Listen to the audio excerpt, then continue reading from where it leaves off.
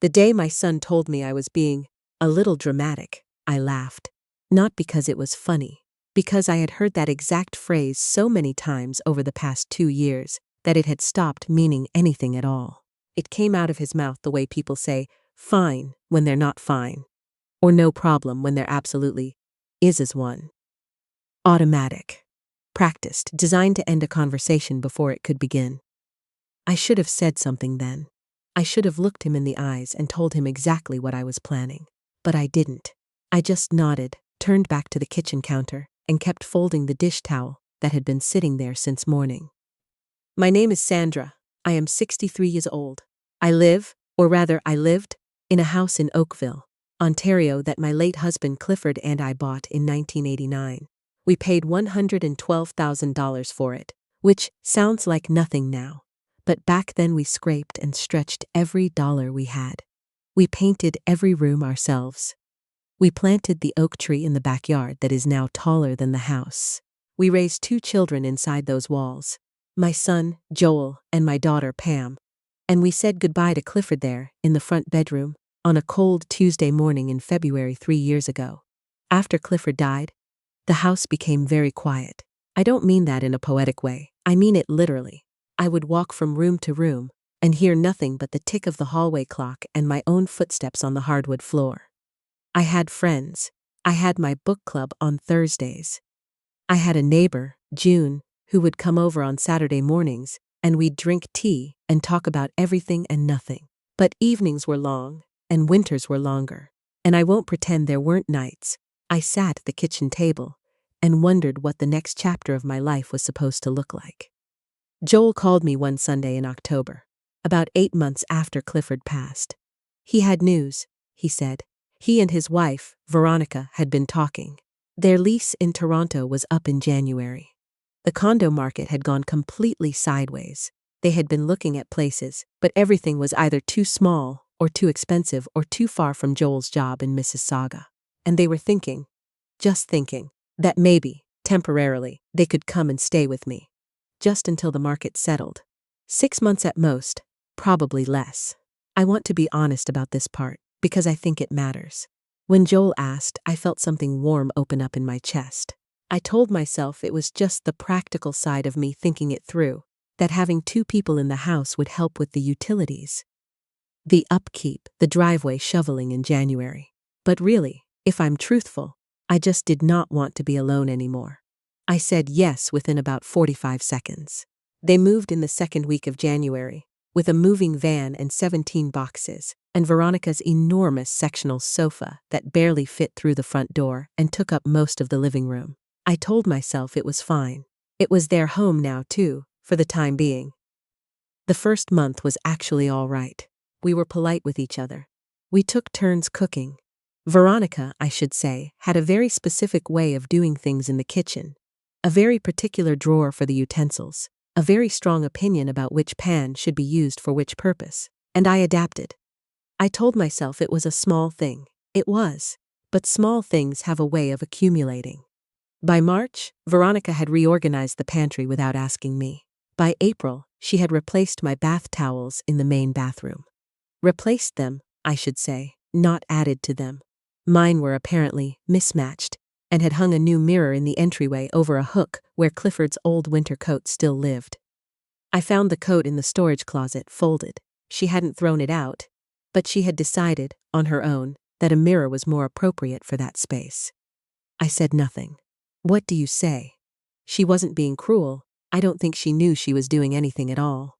Joel was working long hours that spring. He'd been promoted in December, and had taken on a team he was still figuring out how to manage. When he was home, he was tired. When he was tired, he was somewhere between sweet and absent, like a man who means well but whose mind is always 3 steps ahead of the room he's in. I loved my son.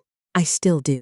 But I began to notice that when I tried to talk to him, really talk, about how things were feeling, about the towels, the pantry, the coat, he would listen for about 90 seconds and then say something like, I know, Mom, we'll sort it out, or I think you might be reading into it a little.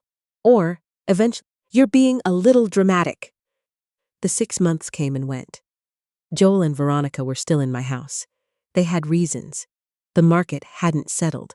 In fact, it had gotten worse. They were saving more aggressively now, putting away as much as they could for a proper down payment. Joel had done the math, and if they could just get to January, they could put 20% downs on something decent in Hamilton. Just one more year, he said. Maybe 14 months. I said okay, and I meant it, at the time. In September of that second year, Veronica's mother came to stay for 3 weeks. I want to be careful about how I say this, because Veronica's mother, Heloise, is a perfectly pleasant woman who brought me a very nice candle and complimented my garden. But she slept in my sewing room, which had been the one space in the house that was still entirely mine. And she rearranged the guest towels in a way that I eventually just accepted because I was running out of the energy required to care about towels. I started spending more time in my room. I would come down for meals and then go back upstairs. June noticed before I did. She came over one Saturday in October and said, very gently, "Sandra, you look tired." I told her I was fine. She looked at me for a long moment and said, "You look like someone who's been a guest in her own home for a while." I cried. I hadn't cried in months. June held my hand across the kitchen table and didn't say anything else, and I was grateful for that. It was around that time that I started thinking. Not venting, not catastrophizing, thinking. Clear, quiet, practical thinking. I called my financial advisor, a woman named Patricia, whom Clifford and I had worked with for almost 20 years. I told her I wanted to understand my options. I told her I was thinking about selling the house. The house was now worth, according to recent comparables in the neighborhood, somewhere between $850,000 and $920,000. We had paid off the mortgage 11 years ago. Patricia was very calm on the phone, very measured. She walked me through what selling would look like. She walked me through what I could buy, what I could invest, what I would live on. She mentioned that there were some very lovely smaller communities on the outskirts of Kingston, and also some nice condos along the waterfront in Burlington that had been selling well to retirees. I did not tell Joel. I want to be clear about why. It wasn't spite. Or, it wasn't only spite. It was that I had tried, so many times, to have a real conversation with my son, and every time I came away feeling like I had been gently patted on the head and sent back to my room. I had said out loud more than once that I was feeling crowded. That I missed having my own home feel like my own home. I had said, twice, that I was thinking about making a change. Joel had said, "I know, Mom, I hear you," and had poured himself a glass of water and changed the subject to something that was happening at work. So I stopped telling him things and started doing them. In November, I called a real estate agent named Gary. He came on a Tuesday when Joel and Veronica were both at work. He walked through every room, took measurements, made notes, and told me he thought we could list in late January and be in firm offers by February. I thanked him and signed the listing agreement that afternoon. In December, I drove to Burlington on a Thursday. I went alone. I looked at 3 condos in a building on the waterfront, 12 stories, a gym, underground parking, a rooftop terrace I could already imagine sitting on in summer with a book and a coffee. The third unit I walked into had a view of the lake and a second bedroom just large enough for a proper sewing table. I put down a deposit that afternoon. I cried in the car on the way home. Happy tears, which I had forgotten felt different from the other kind. I still had not told Joel. Christmas was quiet. We ate turkey and played cards, and Veronica made a cranberry thing that was genuinely quite good. And I sat at my own kitchen table and looked around at the life that had arranged itself in my house without quite asking me. And I felt something I can only describe as lightness.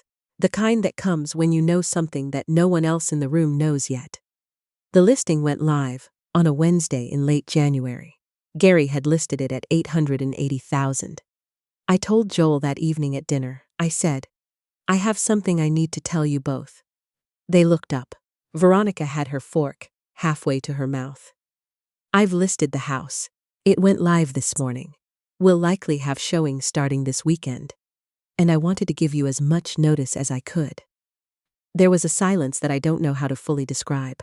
It was the kind of silence that happens when a room recalibrates itself around a piece of information it wasn't expecting. Joel set down his fork. He said, "What?" I said. I've decided to sell. I've already bought a condo in Burlington.